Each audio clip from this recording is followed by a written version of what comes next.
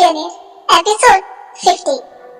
रोनिता अभिमान के कैबिन में उसके लॉकर की चाबी ढूंढ रही है। उसने ये बात किसी से फोन पर भी की और उसने झूठ बोलकर अभिमान को भी ऑफिस से बाहर भेज दिया है। लेकिन उसकी ये सारी बातें विपिन ने सुन भी ली और अपने कैमरा में रिकॉर्ड भी कर ली। रोनिता की वीडियो बनाने के बाद विपिन वहाँ से चला गया। विपिन सिंघानिया ऑफिस के पार्किंग एरिया में आ गया और तभी विपिन का फोन बजा। विपिन ने फोन उठाया और कहा, हाँ बोलो सुभाष। विपिन को उसके कैफे के मैनेजर सुभाष ने फोन किया है। सुभाष ने विपिन को बताया, सर मिस भल्ला और अभिमन्यु साहब आए थे आपके बारे में पूछने के लिए, आप कहाँ हो? विपिन ने सुभाष से कहा, उनको मेरे बारे में कुछ बताया तो नहीं तुमने?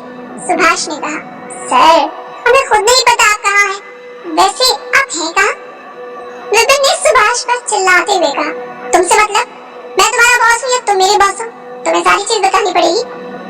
इतना कहकर विपिन ने फोन काट दिया और अपनी कार में बैठकर वहाँ से चला गया। विपिन अपने घर पहुँचा तो रोनिता के अजीब बिहेवियर के बारे में सोचने लगा। उसे लगा कि शायद रोनिता कुछ न कुछ ऐसा छुपा रही है जिसे जानना बहुत जरूरी है। विपिन ने वो वीडियो अभी तक किसी को नहीं दिखाई है और वक्त आने पर उसे इस्तेमाल करने का प्लान बनाया है।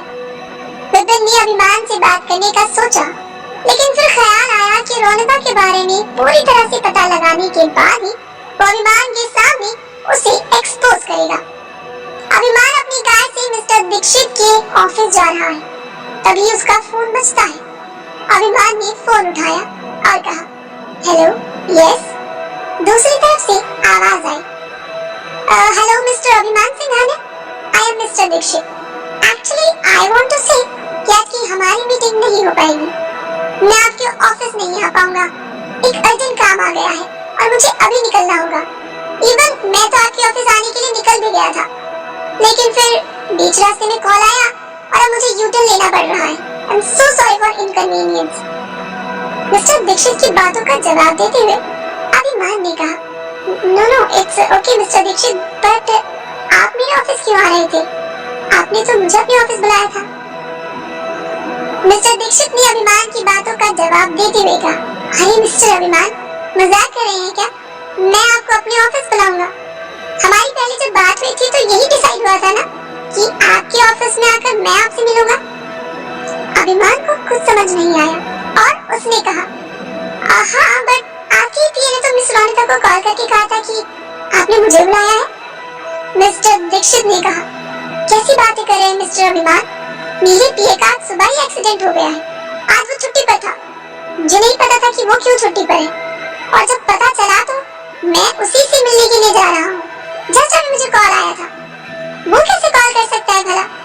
जरूर कोई गलतफहमी हुई होगी आपको। अभिमान को समझ नहीं आ रहा कि वो कैसे रिएक्ट करे, इसीलिए उसने कहा, शायद यही हुआ होगा। Anyways, I wish for a speedy recovery for him. इतना कहकर अभिमान ने फोन काट दिया और अपनी कार ऑफिस की तरफ घुमा दी। शैली पागलों की तरह विपिन को ढूंढ रही है, लेकिन विपिन उससे बचता हुआ फिर रहा है। विपिन के कैफे पर भी शैली ने अपने कुछ बंदों को लगा दिया है ताकि वो विपिन के कैफे आने की खबर उसको दे सके। लेकिन विपिन तो 4 कदम आगे है, वो अपने कैफे पर जा ही नहीं रहा है। ऐसा भी नहीं है कि विपिन का सिर्फ एक ही यही कैफे है, उसका एक रेस्टोरेंट दिल्ली में है और इसके अलावा उत्तराखंड, राजस्थान में भी उसने अपने रेस्टोरेंट ओपन किए हुए हैं। दिल्ली में भी उसके कई कैफेज हैं। रेस्टोरेंट के बिजनेस में विपिन पक्का खिलाड़ी है। फिलहाल बस उसे शैली से कुछ दिनों तक दूर रहना है, लेकिन वो चाहकर भी शैली से खुद को बचा नहीं पाया। विपिन जब अपने घर पहुंचा तो उसने देखा कि शैली और अभिमन्यु दोनों उसका इंतजार कर रहे हैं। विपिन को पहले से शक था कि कैफे के बाद शैली उसे ढूंढने के लिए उसके घर जरूर आएगी और इसीलिए वो देर रात करीब 2 बजे घर पहुंचा। मगर उसे क्या मालूम था कि इतनी रात को भी शैली उसे उसके घर पर मिलेगी। शैली और अभिमन्यु को अपने घर पर देखकर तो एक बार के लिए विपिन की सिट्टी पिट्टी ही खुल हो गई, लेकिन फिर उसने थोड़ी हिम्मत जुटाई और बोला, यहाँ क्या लेने आए हो तुम दोनों? शैली ने विपिन की बातों का जवाब देते हुए कहा, तुम्हारी हिम्मत कैसे हुई मेरे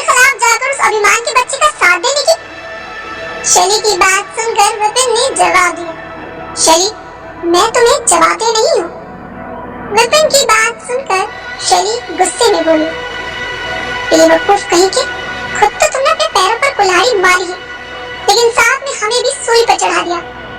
जिस अभिमान के इतने हिमायती बने हुए हो ना, उसी ने तुम्हारा नाम हर जगह फैला दिया है। तुम्हारे बारे में ही बातें कर रहे हैं सब लोग। विपिन ने कहा, मैं अच्छे से जानता हूँ अभिमान ने क्या किया है और किसके साथ किया है।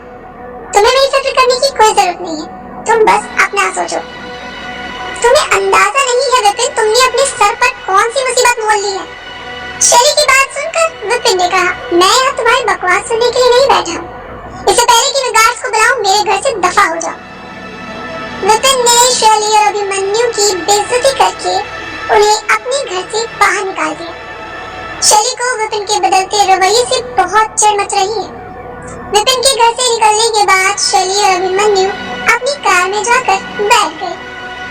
शैली ने अभिमन्यु से कहा, ये विपिन के बदले हुए तेवर हमारे लिए ठीक नहीं है।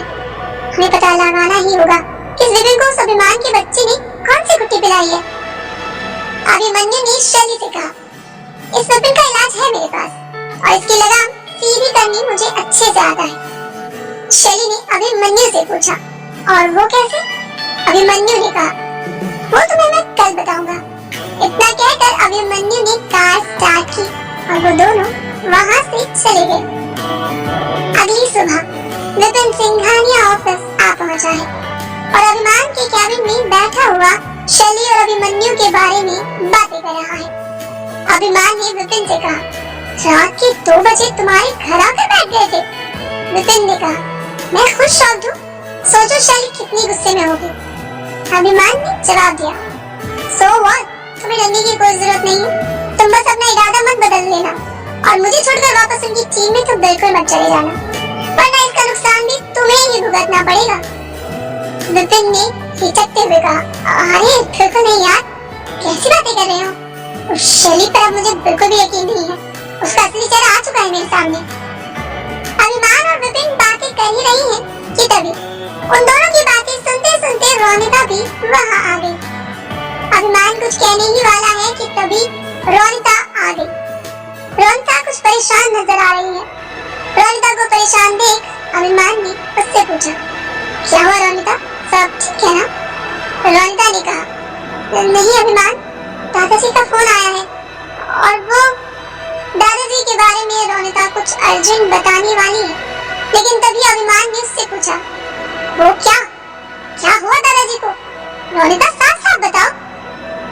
रोनिता ने कहा, मेघ ने कॉल किया था, दादाजी अचानक से बेहोश होकर गिर गए हैं, वो तुम्हें बुला रहे हैं अभिमान। दादाजी के बारे में सुनकर अभिमान के पैरों तले जमीन ही खिसक गई। अभिमान जल्दबाजी में वहां से भाग गया, लेकिन पीछे रोनिता ने उसे रोकते हुए कहा, अभिमान, मिस्टर दीक्षित के साथ तुम्हारी मीटिंग? अभिमान ने कहा, पागल हो गई हो? मिस्टर दीक्षित से ज्यादा मेरे लिए दादाजी इम्पोर्टेंट है और आज किस बात की मीटिंग रखी है उन्होंने? कल तो कैंसिल कर दी थी। एनीवेज, फिलहाल मेरे पास इन सब के लिए कोई टाइम नहीं है, तुम यहीं रहो और अगर वो आ जाए तो उन्हें संभाल लेना। रोनिता की बातें सुनकर अभिमान को दुख बहुत हुआ और वो बस इतना सा कहकर वहाँ से आनन फानन में भाग गया। आखिर क्या हुआ दादाजी को जानने के लिए सुनते रहिए सीक्रेट बिरयानी। रोजाना रोमांचकारी एपिसोड सुनने के लिए हमारे YouTube चैनल को